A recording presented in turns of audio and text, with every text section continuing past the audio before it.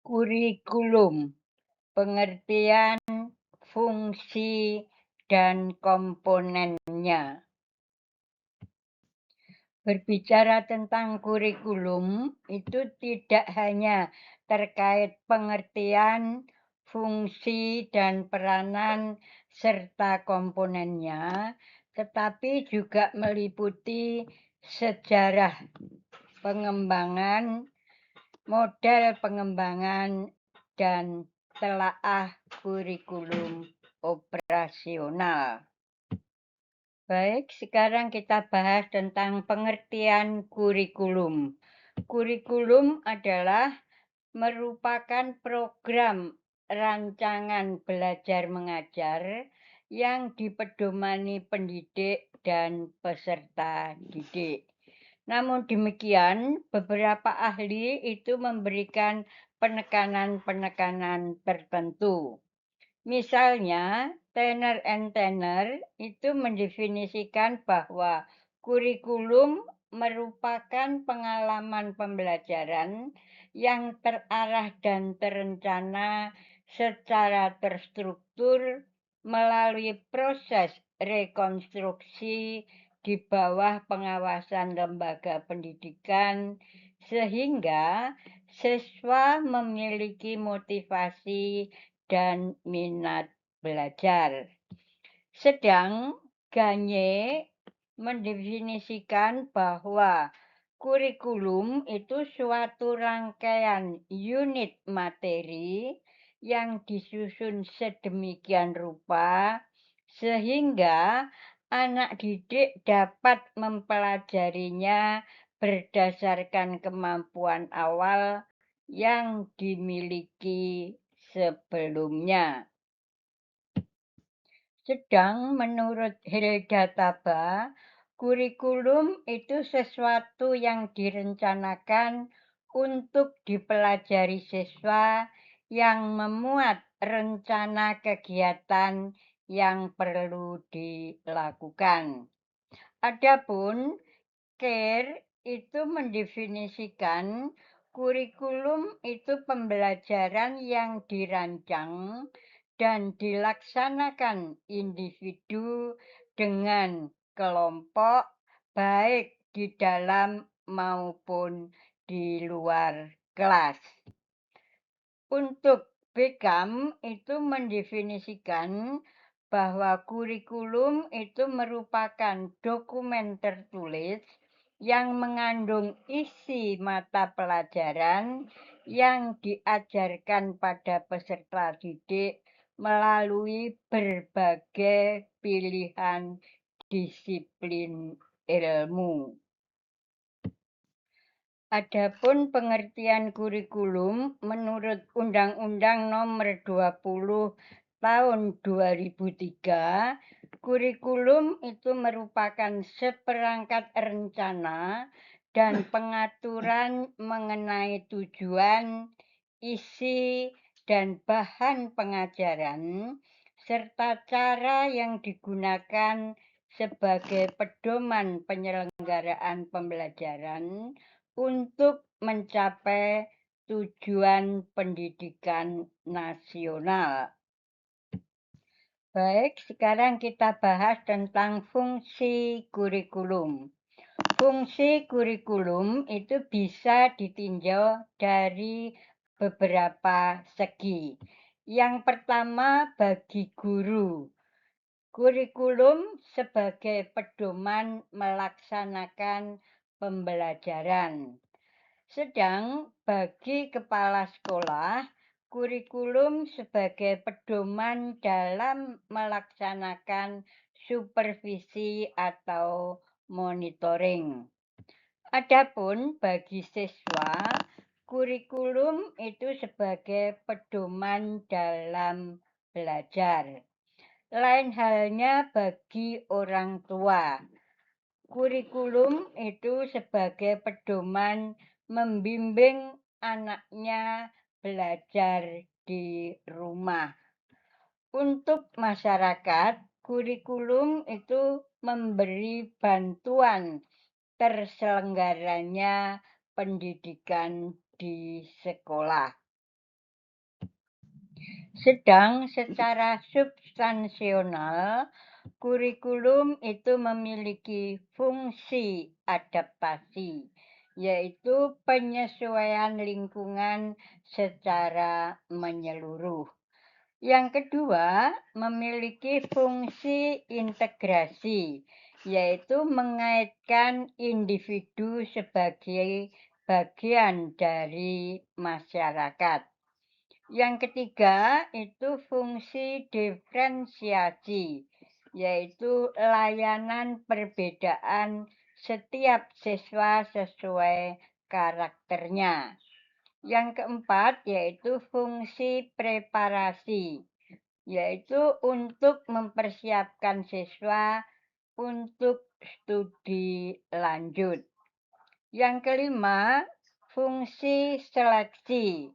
Karena kurikulum itu memberikan kesempatan siswa untuk memilih apa yang diminati. Yang keenam, kurikulum memiliki fungsi diagnostik karena memungkinkan siswa mampu memahami dirinya untuk mengembangkan potensi. Sekarang bagaimana sifat kurikulum? Kurikulum itu bersifat dinamis karena selalu mengalami perubahan agar sesuai dengan perkembangan zaman yang meliputi perkembangan teknologi, perubahan tuntutan atau kebutuhan masyarakat, serta menyiapkan generasi masa depan yang visioner. Sekarang apa komponen kurikulum? Pada dasarnya, komponen kurikulum meliputi yang pertama tujuan, kedua isi atau materi, ketiga strategi pelaksanaan, dan keempat evaluasi. Namun beberapa ahli itu memberikan tambahan atau penekanan tertentu. Misalnya, Taylor itu menambahkan kecuali 4 hal tersebut, termasuk di dalamnya adalah organisasi. Sedang menurut Nana Saudi, komponen kurikulum kecuali memuat tujuan, bahan ajar, strategi mengajar, media mengajar, evaluasi mengajar, dan penyempurnaan pengajaran. Baik, mari kita bahas satu persatu. Yang pertama adalah tentang tujuan. Tujuan itu bisa kita bedakan atas beberapa tingkatan. Yang pertama adalah tujuan pendidikan nasional adalah untuk berkembangnya potensi peserta didik agar menjadi manusia yang beriman dan bertakwa pada Tuhan Yang Maha Esa, berakhlak mulia, sehat, berilmu, cakap, kreatif, mandiri, dan menjadi warga negara yang demokratis serta bertanggung jawab. Yang kedua adalah tujuan institusional atau tujuan suatu lembaga pendidikan. Tujuan ini adalah tujuan yang ingin dicapai oleh setiap sekolah atau lembaga pendidikan. Yang ketiga adalah tujuan kurikuler atau yang dikenal dengan capaian pembelajaran. Tujuan ini adalah tujuan untuk setiap mata pelajaran. Yang terakhir adalah tujuan instruksional atau tujuan pembelajaran. Tujuan ini adalah tujuan yang akan dicapai dalam setiap satuan pembelajaran. Sedang untuk bahan ajar atau materi pembelajaran ataupun itu isi, itu berpedoman pada struktur kurikulum yang disusun. Sedang struktur kurikulum itu bisa berbentuk daftar nama mata pelajaran setiap tingkatan kelas. Nah, dalam daftar mata pelajaran itu bisa dikelompokkan antara mata pelajaran wajib atau inti dan mata pelajaran pilihan. Begitu juga bisa memuat tentang muatan lokal ataupun kategori-kategori yang lain.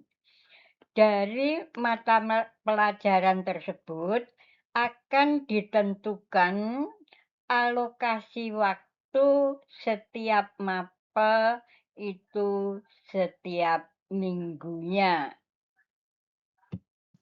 Kecuali itu, yang perlu diperhatikan terkait materi kurikulum adalah aspek kognitif, yaitu aspek mental atau kemampuan berpikir yang berhierarki dari pengetahuan sampai kreasi. Yang kedua adalah aspek psikomotor yang merupakan aspek keterampilan atau kemampuan fisik dalam menerapkan pengetahuan. Yang ketiga adalah aspek afektif, yaitu aspek sikap, perasaan, kesadaran yang diperoleh melalui proses internalisasi. Selanjutnya, mari kita cermati tentang strategi pembelajaran. Strategi pembelajaran itu adalah cara yang dipilih atau kegiatan yang harus dilakukan guru dan siswa agar tujuan pembelajaran dapat tercapai secara efektif dan efisien. Di samping itu, strategi pembelajaran meliputi pemilihan metode dan teknik atau prosedur pembelajaran.